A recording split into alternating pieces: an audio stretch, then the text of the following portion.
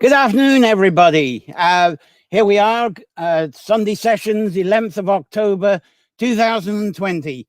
Thanks very much for joining us.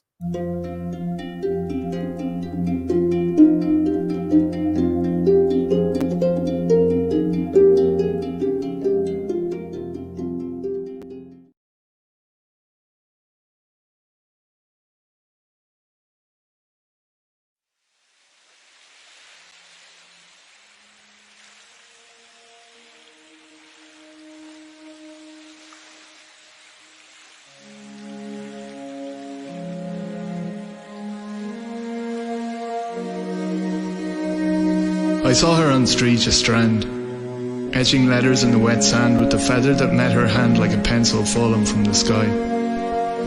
At first it looked like she was writing love letters from the moon to the sun, the way the waves come to her commands and night rises slowly to swallow us, following the silhouettes we paint like barriers around ourselves into a deeper darkness, searching for light.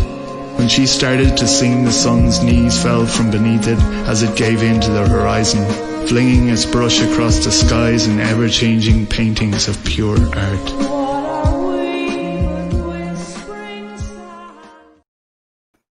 Hello there, that was an excerpt from Stephen Murphy's Ariu. Lovely epic, opening today's Sunday sessions, that is inspirational journaling and native poetry. So thank you for joining me. Thank you for joining us. We've got some fantastic guests. And as usual, this is our weekly time of exploring nature-centered folklore, connecting this to within your favorite outdoor sanctuary, your garden sanctuary, your tree sanctuary, up on the mountain, wherever that is, and expressing inspired visions from your sanctuary through your writing, through your poetry, through your journaling, of course, your art, your craft, problem solving, whatever your vocation and calling to life is. Now, soon I'm going to be joined by some lovely guests that's going to present their insights into inspiration, their journaling, and their native poetry. And by native poetry, what I mean is poetry. It's like your first draft, what comes out from the heart. So we've got Sarah Wood coming up. She's trying to find herself a place to get a signal at the moment. And I was chatting to her yesterday evening for a while. Absolutely fascinating woman. And Sarah, she's very much focused on dream journaling. But I think you'll find her very interesting what she has to say. And then we got the delightful, she's inboard. We got, there she is. So we got Suzanne Venuta. I'll have to get the pronunciation right. Venuta, she's from Vancouver Island. I did have a sort of a lovely picture of her there. There she is on Vancouver Island. And it's early in the morning where she is. She got up early. It's just 6 o'clock there. But she's a real natural with this inspired journaling lark. She's absolutely wonderful. And we've also, a bit later on, we've got Claire Roche here. There she is with her favorite poet there, Richard Murphy, that she did a concert with. And it was, as you can see, it was towards his last days, very special event. Anyway, Claire's going to be talking about how one or two of her songs started as improvised doodles. And it was amazing actually listening to these because we were clearing out stuff on it. I saw some cassettes, and on these cassettes was Claire warbling away. She was in her teens, and she'd get the piano or she'd get the harp, and it was just whatever came out of her heart into her head. Definitely a type of journaling, and she does do journaling as well. She did journaling of each of these days when she got the inspiration, and she kind of wove those together. So we've got her. So beautiful. She probably had no intent at that time that these doodles would become the well-crafted songs that they are today. And we're going to have a bit of a sample with that. Now, what I did there was I opened up with Stephen Murphy. He was going to be a guest with us, which would have been quite exciting. But unfortunately, Stephen cannot be with us today due to a serious personal matter. But Stephen's okay. His family's okay. His dog's fantastic. I think he's probably out walking the dog right now, but it is a situation he's got to be on standby. But we'll have him sometime. And I got a lovely picture here, if I can find it. There he is. There's Stephen. He's with President Higgins. Higgins is a huge fan of his. The president absolutely loves his stuff. And President Higgins called Stephen a brave young poet, and he's seen him several times. So what I'm going to do to kick things off, and it's really in the mood of what we're into. And here's Stephen again with another piece, a very recent piece.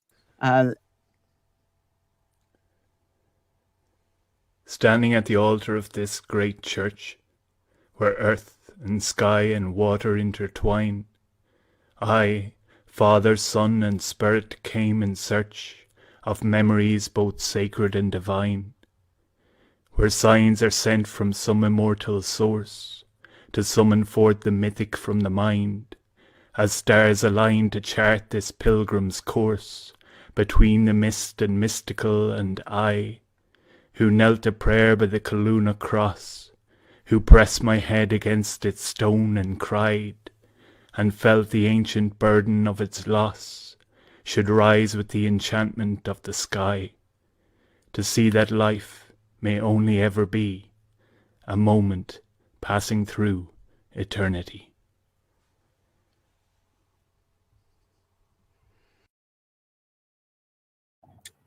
So there we have a bit of Stephen. I'm trying to get this light sorted. I hope you can actually see me. It's as if I'm sort of as dark as that start, because we've got the sun out and it's behind us. I didn't expect it to be so bright because it was cloudy earlier. But inspired journaling, writing that native poetry. Have you ever had those experiences when it seems you feel you're a medium for another voice? And it's if this voice is pulling you into some calling. It starts up and it goes on and on and on, and you're flowing. You can't stop the writing. You can't stop the visions, and you feel it's another voice. Something like that. There you go. Do you get that kind of feeling? And do you find that when this happens to you, stuff just comes gushing out? There's, as I was saying, there's just absolutely no stopping. And I think it's very easy to interpret this as being a spiritual awakening, another voice, maybe a spirit guide voice. It may seem hard, impossible, even ridiculous to regard this experience as actually being the glorious truth that's coming from our own suppressed voice. That what's gushing out is ourselves, and it's that voice that we have let sort of be suppressed.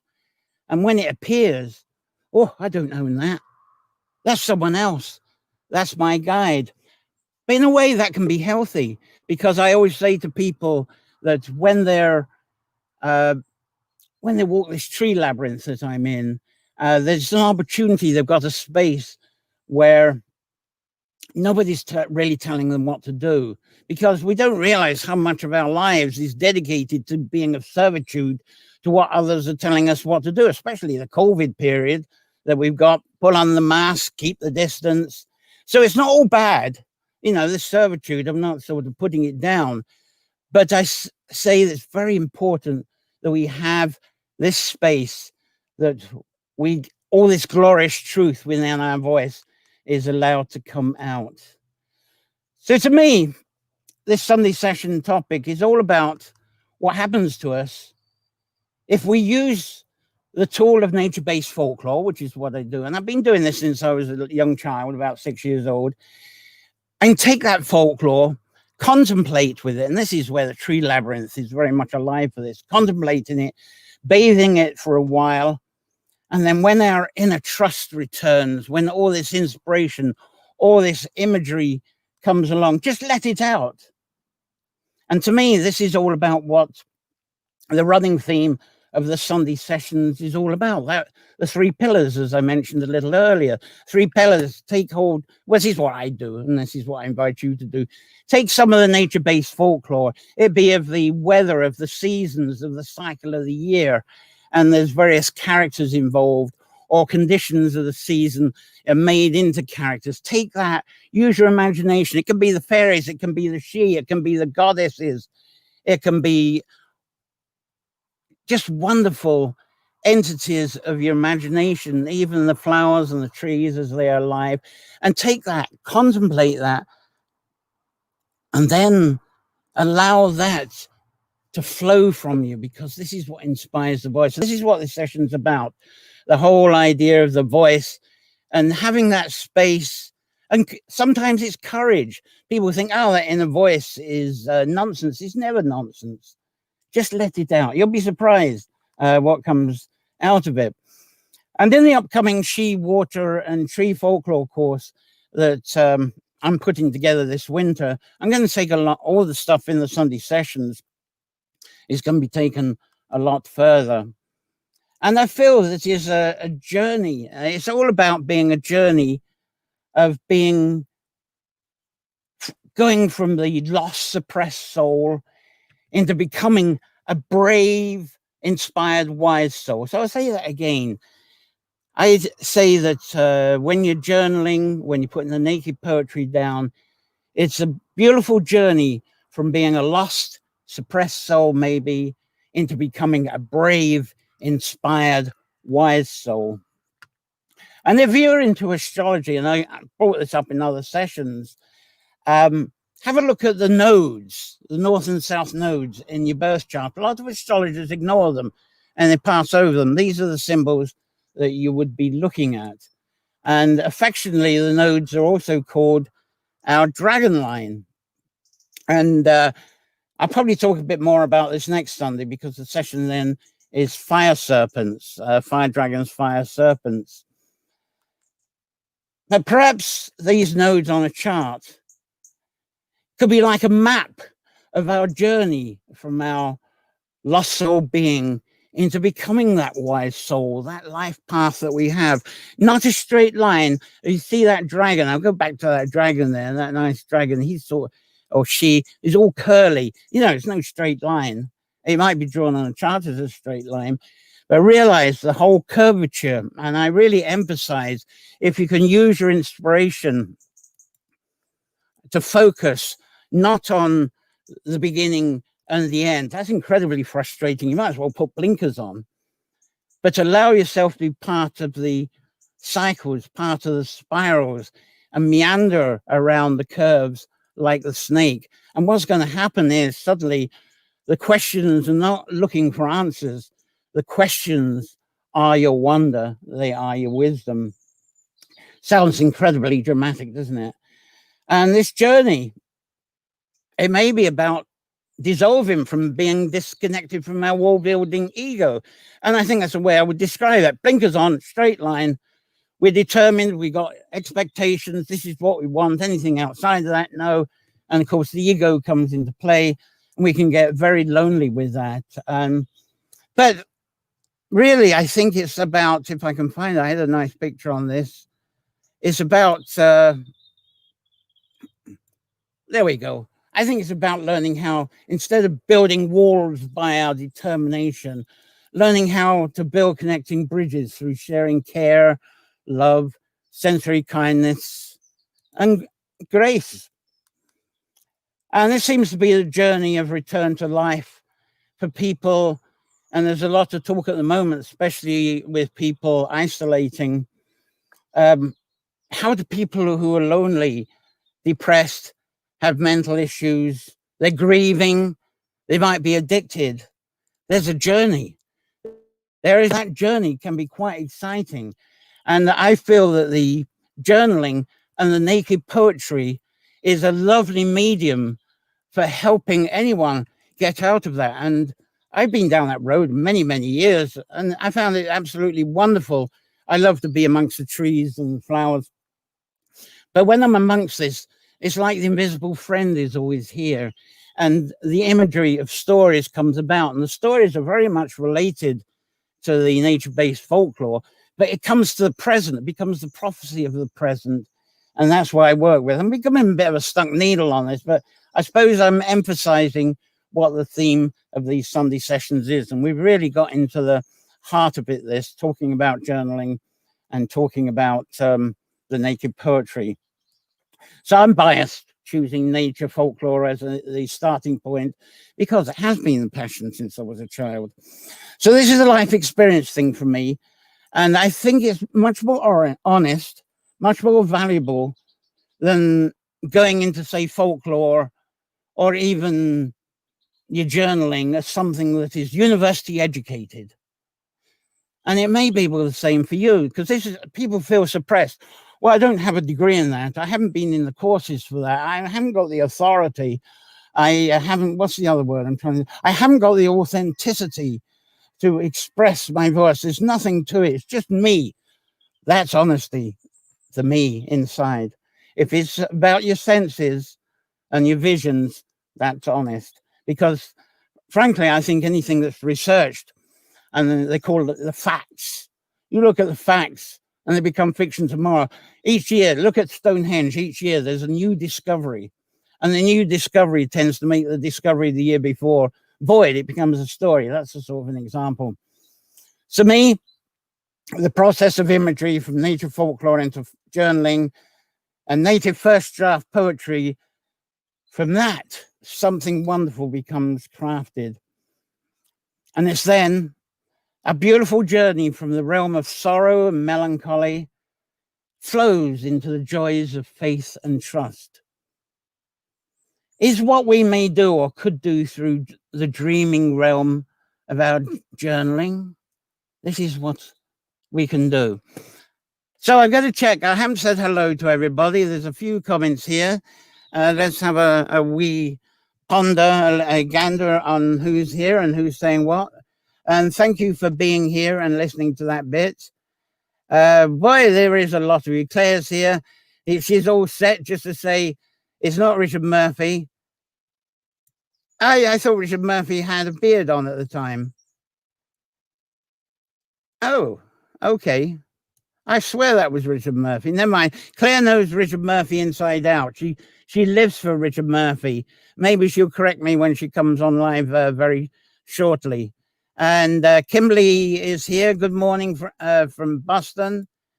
And Donna's lovely, loves the start from New Mexico.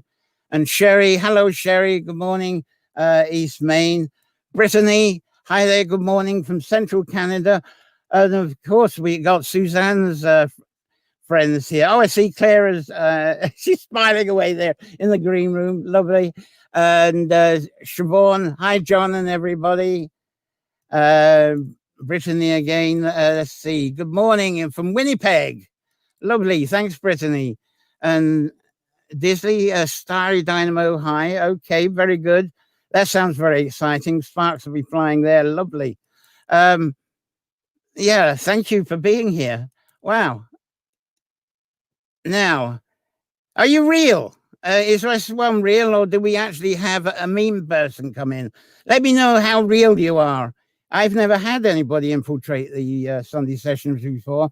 So let me know who you are and your real name. And rather than a spam. Oh, this is original. We haven't had that before. But you may be real. So introduce yourself and where you're from. That'd be great. There's Claire saying she's all set. Fantastic. This, oh boy, this is coming on. I might have to work on this one. Oh dear. All right. I would just not even post this. It's getting ridiculous. No wonder there's a lot of comments. I wonder how I can block this person. Because it's just a multitude. This is the first time this has happened. Right. No, I can't get, I'll have to learn how to do this because I've never dealt with a spammer before. Anyway, Siobhan from Limerick, great to see you. And I'm just going to fly past this spammer's 100 comments here. Oh, and Charlene's on. Hello, Charlene. And Paul Bridgman. There's a lot of you here. And there's Charlene. She actually does quite a bit of journaling, I know. and she's writing about it this morning. Look, Lema, absolutely lovely man. Where is he? He's calling him from Tennessee, and we got Susan from Dublin. So there's an incredible amount of you. So thank you all for being here. Now, I've said my bit, and now let's start bringing on the stars here. I think Suzanne, let's get Suzanne up. And she's just putting a cup of tea down, and I think I'll have a quick slug here. Now, Suzanne, I'm going to say a bit about her. The reason, there she is. The reason I've got Suzanne on here I was talking about putting on the journaling, and Suzanne was in some discussion, and she actually wrote this amazing post. She said, "Love journaling. I find it an amazing way to find out what the subconscious is telling me, even if I don't want to know, and a great way just to try and figure out life and all that entails. It's like journaling allows me to hear the whispering of my soul, or whatever you call it, and bring it forth. When I journaled through my time in Ireland, it was like my ancestors were guiding me." So, Suzanne, that is a lovely entry, and thank you for being with us. And you've got your first thing. Am I echoing with you because I couldn't get my earbuds to work? No, you're sounding okay. Fine. Sometimes there is some, so I'm glad there isn't an echoing. Fabulous. Journaling. So, describe how you do your journaling. I sit down with a cup of tea and just start. And I just kind of let it go. Very often it's just trying to figure out life and all it entails, or if I got a lot of chatter in my head, and it gives me a place to spew out all that extra stuff that's going on in life, and connect to a part of me that until I started journaling I didn't even know existed. It's if you want to call it soul or wisdom, and it just gives me a clarity that I can't find through anything else. And I've got mental health challenges, so I've been in therapy and stuff, and very often when you have therapy, you come away, and the work of therapy actually is not in the office, it's when you leave, for me anyways. And so it gives me a space to try to sort and tease apart what's really going on and what's really important. And very often when I have decisions in life, my head will say one thing, but my gut's pulling me another, and it's trying to figure out which way to go. And it's just part of my routine and part of what I do, just as much as going up in the mountains and going for a walk. It clears my head and gives me some clarity. And when I was in Ireland, I was there for 10 weeks back in 2018. I had wanted to go to Ireland since I was 10 years old, but there was ancestral connections, but nobody talked about it and nobody acknowledged it. And so I think I filled 3 journals while I was there. And when I would visit different areas of the country, I would stay for anywhere between 3 to 7 days. I didn't want to run around like a rat trying to get it all in. And it was really interesting because I'd be on places like Cape Clear Island, Inishmore Island, up top at Rathlin Island, Sligo. And it's just like, I do the touristy stuff, and I which was wonderful, but it was in those moments of quiet that I sat and journaled that it's like this clarity of my ancestors came through. It's like I was connecting with my ancestors, if that makes any sense. I know here in Canada, it's like, what are you talking about? But I know in Ireland, you guys get it, right? Right. Well, that was my question, because the point was saying that suddenly when you were in Ireland, and you've explained it, that suddenly the journaling flowed. And of course, you are in a very beautiful place. You're on Vancouver Island. Mm-hmm. And at dawn, 6 a.m. And so I'm intrigued why Vancouver Island doesn't have that same kind of amount of inspiration, because it's got that ancestry of all of the people, all of the tribes before, a very ancient civilization. Yeah, it does. And I've been fortunate to be involved with Indigenous ceremonies, and they've always touched me, and they've always touched my soul. And I understand where they are coming from. Like, I get it in my head. But when I was and Vancouver Island is beautiful, right? It's stunning. It's one of the best places in the world to live. Like right now it's dark out, but we're not going to be getting snow for another 4 months, maybe, right? I can hike all year round. I'm a 2-minute walk away from the ocean. It's just beautiful. But Ireland is different for me. When I went to Ireland, I felt connected to a land I had never been before. I felt like I had landed home. And for me, it's like, I remember standing there, and I said to this woman I was on Inishmore, and she starts talking to me in Irish. And of course, I'm like a deer in the headlights. I have no idea what she's telling me. Then we started talking, and I said to her, I feel like I've been a dried reed all my life, and I landed in Ireland, and I'm being nourished, and I felt home like I've never felt before. And then I got it in here, what the Indigenous people talk about back home, which in Canada, about being connected to a land. And so I think what's the difference between living on Vancouver Island and being a place where my ancestors came from. It's just such a visceral connection that I don't have here. Like, I love it here. I don't want to move from here, but Ireland has this pull on me, always has. And so the journaling just kind of flowed, and the wisdom that came out, I'm writing and I'm going like, holy crap, is this really me writing this? It was just, it was amazing. Now, the one thing I did read, you're going to be speaking at a Canadian convention, the Connection Project. What you were saying about say a little bit about that and what you're going to be doing and what that get together is about. The Connection Project is an event down in Sydney, just outside of Victoria. And it's where people get up and speak about their mental health journey to help destigmatize mental illness. And so I'm talking about Ireland, actually.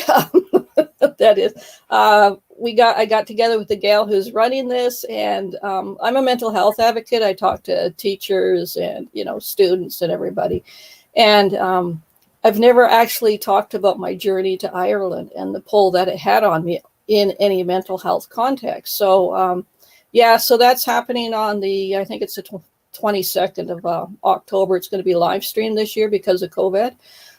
It's about the journey and how, when I finally got to Ireland after saving for 10 years, that so much happened to me there, such development, such connections, and I found parts of myself I didn't even know I had. So it's pretty cool what Ireland's done for me, and I can go back in my journals and read and be back there again. It's been amazing. Do you have a little bit from your journal that you're willing to share for a couple of minutes? I wish I had known, because I don't.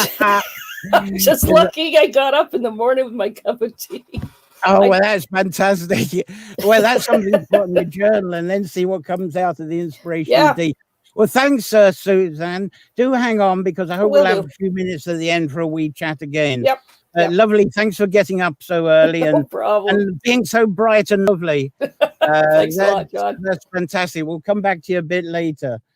Okay, lovely from Suzanne there. And let's see on the what's you having to say there. There's someone there. And yes, Charlene Ray, absolutely loved what you offer there, Suzanne. Thank you very much. Now, we're going to move on to our next lovely guest. We've got somewhere in there. I can see that Sarah is out there in a lovely place. She's not that far away from what I gather. She's actually somewhere near Carrick-on-Shannon. And Sarah, she's been journaling since she was 7, background in performing arts, theatre and drama therapy, and branched out into mindfulness, journaling. And you're saying that the journaling of dream and sleep now is your main thing and has been for a few years. So do tell us about that, please, Sarah. Hi, John. Thanks so much for having me on. Mindfulness of dream and sleep is a mindfulness practice developed by my lucid dreaming teacher, Charlie Morley, and his Buddhist meditation teacher, Rob Nairn. And they were looking at lucid dreaming, which is when you have a dream and you know that you're dreaming. So there's a part of you're asleep, but a part of the mind wakes up, and you're conscious within your dream. But that can only happen within the 8 hours or whatever that you sleep. It's like you're going to dream about a third of your life. And they were thinking about how to create mindfulness around dream and sleep, for health benefits, for spiritual development, but using all of the sleep stages. So falling asleep, waking up, naps, and all that kind of thing. So I've been journaling my dreams, well, for ages. I've always kept a personal journal. But the dream work has really been a huge sort of revolution, like, for me, in terms of my creativity, my connection with myself, and just regaining, my confidence, like you were talking about, in my own voice, and the validity of my own voice. And for me, if you want to connect with your inner creativity, then what better way than to honor and acknowledge the part of your mind that creates your dreams, that's the architect of these incredible landscapes in your mind, that's bringing together your waking experience and your sleeping experience, your conscious and unconscious, and helping you heal and process all the information, and give you insights into how to move forward in your life. So right. sorry. Now, yeah, you were doing drama therapy. Obviously, you've been teaching people journaling. In what way have you been teaching the journaling as part of the drama therapy? Well, just in any kind of in therapy, well, specifically drama therapy, it's about encouraging creative expression, and from a basis of play. And I actually, there's a quote here from Jung. It says, "The creation of something new is not accomplished by the intellect, but by the play instinct acting from inner necessity. The creative mind plays with the object it loves." And so journaling doesn't have to be words either. Sometimes if you're going through a deep grief, or trying to process trauma, it's good if just to let everything out, let your creative flow happen. So journaling doesn't have to be words, it can be pictures. And this is something I discovered through the dreaming practice. When people are recording their dreams or remembering their dreams, yes, I'll give some tips on how to journal your dreams for recall and for lucid dreaming. But it's also, people have used dance. They wake up in the morning, they remember they dream, and they dance their way through the dream.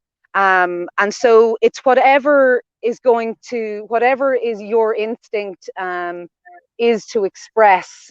I would wholeheartedly encourage people to just flow with whatever form that comes in, whether it's a sketch or a drawing or a doodle or colors. And putting pen to paper is really great. Because it tells the mind, this is important to me. So you're making it by putting pen to paper or ink to paper or dancing your creativity. You're letting your mind know the creativity is important to me, and it will come more easily as you practice. Now, as we're in this sort of COVID situation, and you can't easily have people around you. Goodness, I'm getting darker and darker, and you're beautifully in the sun there. What are you going to serve? What is coming up? Obviously, you got to adapt to online now. Have you got something that you're moving into? Yes, online? Yeah, well, in the pagan New Year after Samhain, I am going to be brave enough. I'm going to take on some people to do one-to-one and online. I'm hopefully I'm hoping I miss meeting people to do this kind of work, and groups, but I think individually online and also household groups, because I'm really interested to see the correlation when people sleep in the same house, their dreams come together, in some interesting ways. So I'm interested in that moving forward, and it's a new area. Me being on here is I haven't done one of these before. This is a new thing for me, so this is me finding my voice too. So thank you so much for that, John. Yeah.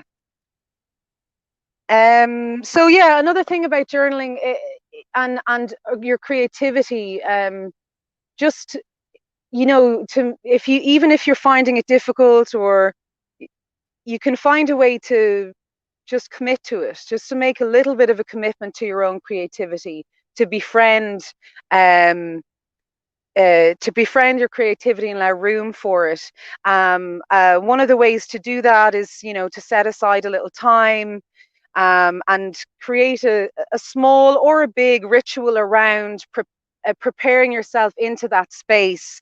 So you could, have your desk in a particular way, or you could go outside somewhere beautiful, which is always good for creative flow. And sometimes I have these bells, which are very nice. I'll take a moment to set my intention. So my intention is to allow myself to connect with my creativity, and allow that to flow during this time. Very good. So, yes, John. Yeah, oh, fabulous. Yeah, thanks for that. And that's interesting, because we do a session on sound as well. And of course, sound is an extension. And this is a lovely lead into the next guest. So thank you for being with us, Sarah, because with Sarah, I first met her, and when I talked to her yesterday, I've seen you somewhere before. And Sarah actually has been on Bards in the Woods a couple of times. I actually picked her up from Carrick Shannon to go to Derry Khan near Dramod. And she's actually been to the cottage here and the Labyrinth Gardens. So I was a bit of a klutz not recognizing her first. And I kept thinking, where have I seen you before? So I know I had a haircut, so. Is that what it is? So I look forward to your work on that, and hang around. We'll see if we can have a wee chat a bit later on. But thanks very much for that, Sarah. Okay, that was great. Let's see. There's been one or two more comments in which we passed away. It looks like our hacker has got bored and fed up and gone away. And Charlene here is thanking. Sherry has there. Yeah, she's quite I can imagine the journals of Sherry is quite a library. Fantastic imagination. And there's Kimberly thanking. And thank you all for the feedback comments there. And there's Lynn. Lynn's turned up. You might remember Lynn when we were on doing apples, the apple folklore, and she was well involved with the Clonmel Festival. And she's a wonderful inspiration, leading me to some fantastic tree videos. So thanks for being around, Lynn. So the next person, very special. I'm getting on to something here, and it's going to be Claire Roche, and it's wonderful there that Sarah brought on some gongs, because that's almost like the leading part of what is now a creation by Claire, because I invited Claire to join in to tell us the story of her beautiful sitting in the green field, but she's going to give us a story on a couple of songs, I think, and how they came about. But to show you what we're talking about, this is actually from a live broadcast we did on a thing called Oh, I can't even remember the name of it.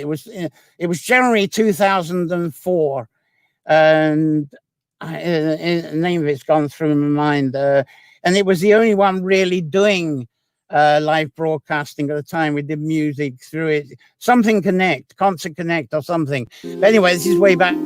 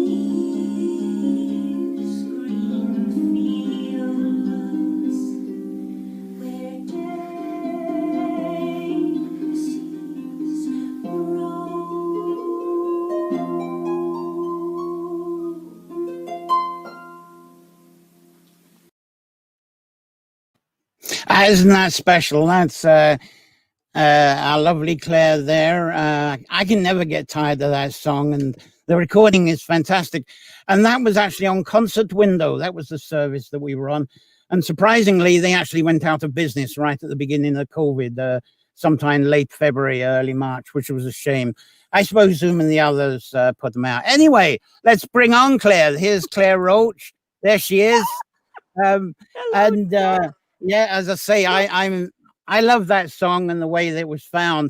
And you got the other song, Dedication. But before you talk about the dedication, do give us a minute or so about how that Sitting in Greenfield came about.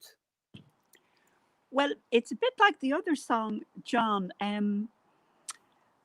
From an early age, I just loved to, because we were told in school, and the family ethic was you serve others. So my whole thing was to get in to nature in order to restore, and then come back and do your duty, because you couldn't live, what can we say, we couldn't live in a bubble, and people, duty is a joy, but it was just the idea of sitting in fields. And at that time, when I composed it, there was a lot of worry, and I'm sure there still is, of course there is, about nuclear bombs, and about nature being destroyed by fires, of course, as we know so much now in the news from the USA. So there was this idea that a field was the most precious thing, and to sit in it rather than in a concrete jungle was just a gift. And certainly at that time, and even now, there was a lot of anger and protest, and it was deafening at times. And of course I wanted to escape just for a while to recover, and as I say, come back then and give service. The thing that fascinated me, as I say, fits writing with the journaling, because the first I heard of that was a load of warbling, the odd line or two.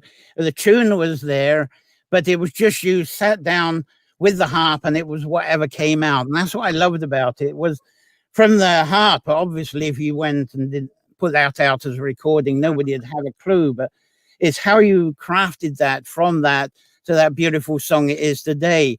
And the one you've got, and you say it is linked to, because Claire does journal. She does keep these diaries, has done since a child. And she's got a huge passion of another song, Dedication. So if you'd love to move on with that one, and how Dedication came about. Well, I thought I might like to share it with Suzanne, Stephen, and Sarah. My first diary, hold on till I get it, 1964, when I was 10. No spring chicken, mind. And I didn't want to bring down the pile of them, but I've mostly had journals, or as I call them, diaries, for years. And John, this is so much in tune with what your ethic and mine in the cottage, that we want to encourage and enable people to find their voice. So as I was saying about school and family, and you wrote about the word suppression, it's not that you were suppressed, but you know, you didn't just sit there and expound your theories. So your diary was just a special place in which to write your thoughts. And I also had as well a thought book, which I would bring into class when I should have been paying attention. And I would write, but it was because that also that not everybody, on rare occasions, they don't really find you very interesting. So to have a diary is just to express yourself without boring people. But the dedication, you know, I'm so inspired by you, John, and the dedication came and it has echoes. It came from there again, very much like sitting in a green field, where I really want to escape. But it was more when I composed the first part of it in 2007, I thought, look, my songs are a bit self-centered, and they're about love lost, and of course they're about nature. But perhaps I will dedicate these to all those who felt they had to leave. And I am inspired so much about you in the sense you say, find your voice, but also you were speaking in one of your earlier broadcasts about, in the beginning, you felt that language evolved from sound. And I have kind of, if we fast forward to the present day, I have made language and sound come together. And I love James Joyce's words, forged from the smithy of my soul. So you didn't just sit down and say, I'll write a poem. You were engulfed with passion about something. And it came into words and song at the same time. And just as Suzanne said, you know, it could be in your self-conscious. But dedication, here I produce my other diary of 1974. God, it's so difficult to find the date on it. Hold on. There we are. And on the 6th of February, 1974, in my diary, having met a few people, I was at philosophy class and history. But I should explain, behind me is, I don't know whether you can see it, is my soul place as well. And this is what Carracrory came out of. This place was a miniature farm. Oh, I'm going the wrong way. So I'm now in what used to be the farmyard. Anyway, I won't go, but behind me is what was the lawn and the back field, 4-acre field. So I better not ramble on too long, John. You can put up I'm watching the time, but you can put up, you know, a thumb. So here's the diary. And so this is the song dedication. And the second part was written on the 6th of February, 1974.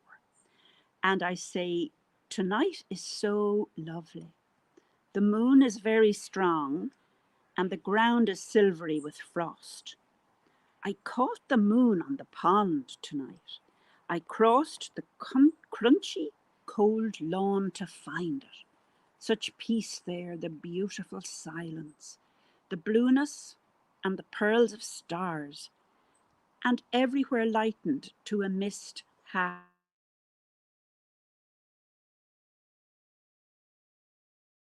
And shadowed trees against the sky. I felt so peaceful there, all so quiet. The silent beauty and the silent peace. And if I could just not go on too long, but describe how that was weaved into the song dedication of 2007. I was dedicated to those who felt they had to leave, and that has many connotations. And so the first words were, I wish there was a magic place where no one is to know me, where trees and fields and wind surround to make you part of them. And if I was free of that love, I would go to that place of peace. And then it goes into Tonight is Lovely. Oh, that's gorgeous. And I will put the shame we can't go on to the song now, but I will put a link below, and people can listen to a glorious version of you with that song. So that's fantastic, Claire. Lovely insight into that, and there's a few compliments around. There's Sherry, absolutely adored that. Voice is lovely.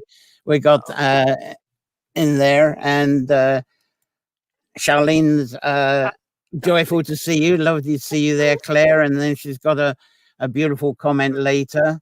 There's Lynn. She's really responding, I think, to Sarah came in, encouraged journaling, dreams, and other imaginal experiences. And of course, that is the one thing with taking those two songs, is how it really stirs the imagination of the people that listen to it. They're off into another world. Those are two absolutely fabulous songs that started from from your diaries, from your doodlings, from your surrounding and wandering around the flowers and the trees. There's that whole mythology without you perhaps following the mythology stories, but it was following you, and it got encapsulated into the songs which got crafted. And to me, that just wraps up the whole thing that this session is about. So thanks for that. And for the last few minutes, I'd like to bring everybody on board. I've never done this before, so let's get everybody up. There we go. You're all over the place, and apparently I can move you around a bit. So there we go. And I'm down there. And so this is lovely with also, and we got there's Lynn on that. So, boy, I'm so enamored by you all here. I'm sort of suddenly lost for words. But well, I found some words, John, when I was listening to Claire's song that you played, and I've written something, and it's short. I'll read it out. Ancient waves of wisdom sweetly swallows my swaying sorrow, an unwrapping of my swaddling armor. Taken by the heartstrings, wading in the waters of wonder, washing the weary from my wildness. Beautiful. Well, that's amazing. This is becoming like a bar. Thank you, Claire. Oh, that Claire's got you going, because this is really, I suppose, the ultimate question is, where are your visions going to take you now? What advice can you give to the people watching? We've got a very good audience today, and I'm sure a lot of people who are going to be watching this later, not live. I think the archive viewing of this is going to be tremendous. So please say your advice for having the courage to get out of your lost soul situation into that wonder where you'll journal it and your voice comes out. So who's going to come forward with suggestions and advice on that? Well, I'll take I would say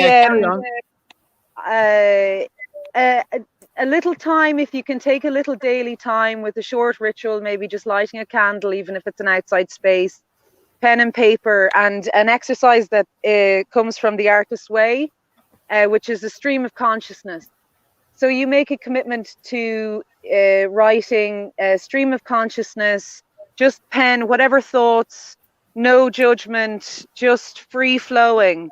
And you make a commitment to do 1, 2, or 3 pages every day in your journal, and for a period of time. And this is an exercise that will create, it just pours the unconscious out onto the page, and there's something about the process that will connect you with that free flow of creativity. So that's a little exercise that I would recommend. And dancing to your favorite song, or bringing yourself into a state of joy and playfulness.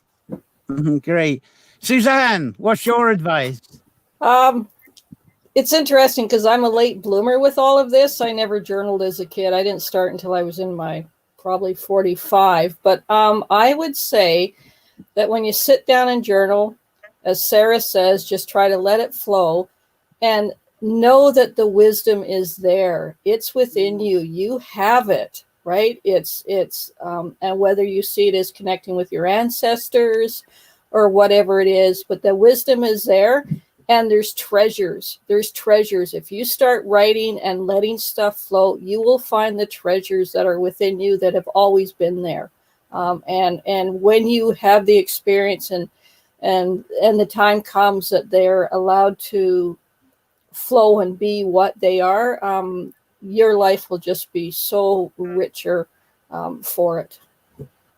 Oh, wonderful. And it's just beautiful how you present it. You're a real natural, Suzanne. And every success at as a speaker, you're absolutely amazing. So thank you. As a connection, you'll be absolutely fabulous. And Claire, your advice amongst all these wonderful people. Well, I don't think I couldn't add any more to the most beautiful speakers and yourself. Just to have courage, and it's the silver trickle of your past and the joy of your present in the face of the world, and nature, of course, is its cradle. So I won't say any more, John. I'm always afraid to much. It's absolutely wonderful, all of you on that. It's fabulous. And Claire's going to be back. It's really an extension of this, and she's going to approach with the harp, and how she interprets what we've been talking about today, how she interprets that through the harp. And she'll be inviting you to do the same through the harp or any musical instrument, of how not to be scared of it, not to think you've got to be a virtuoso. You don't necessarily have to go for these lessons. Of course, it's nice to get a book and follow stuff, but trust in your heart and your instinct, because what we'll be talking about with a harp or any instrument, you just think of people in Africa. They didn't have tutor books that showed them a specific way they have to play the instrument. They did a tune-up. Oh, that sounds great. And off they go. So Claire's going to be, I think it's the 11th of November, we're going to have that. So thanks very much. That's fabulous. Sarah, Suzanne, Claire, I'm just going to let people, yes, it's great applause. I don't want to let you go, but I'll have to because we're getting towards the hour. I want to just mention what's coming up in the weeks ahead. Oh, thank you so much, all of you. Absolutely fabulous. Now, Claire won't go away. There we go. There we go. I really, it just shows that, I think it's a huge round of applause there. And I'm sure everybody listening has been enjoying this. It has been fabulous. It's something, yes, I wish we just could have, but you've got other things to do today. Anyway, 25th of October. No, it's not 25th. It's the 18th of October. Kind of left the banner running there, haven't I? Where is that? Yes, there we go. We have the folklore of the fire dragons, serpents, and snakes. It wasn't long ago when I tried to do the whole lot, the water serpents, the fire serpents, and of course, there's another situation that could have gone on for hours and hours. So I'm coming back and we're going to go into the fire because we're leading up to the Swan. Then on the 25th, and they had to get scrapped last year, but we're going to do it, is the folklore of crows, ravens, and other corvids. Yes, corvids, not covids. We're going to be having that on the 25th. And then on the 1st, it's going to be something like today. You'll take the floor, you'll take the screen or whatever it is. And it's going to be the Suzanne traditions. We'll be chatting. It'll be a kind of a gathering for that. So thanks very much. Fabulous work. Thanks again. One thing I did promise, and I didn't bring it up, thanks to Stephen Murphy that he wasn't here. If you go onto Instagram, Facebook, or whatever, it's at the Sleeping Warrior. You'll find out about Stephen Murphy, fabulous poet. I hope you enjoyed the little bits we got, and we'll get him on sometime. Thanks again to Sarah Wood, Suzanne Venuta, Claire Roche, all wonderful being on today. And I would say, if you're watching later, please keep the comments coming in. Because I'll be watching after this, and various people will watch after the archive. Just keep commenting away, and I think this is going to have legs for a while yet. Fantastic. So enjoy a safe week, everybody. Full of wonder, inspiration, enchantment, journaling, of course. And so until next Sunday, play well. Bye-bye.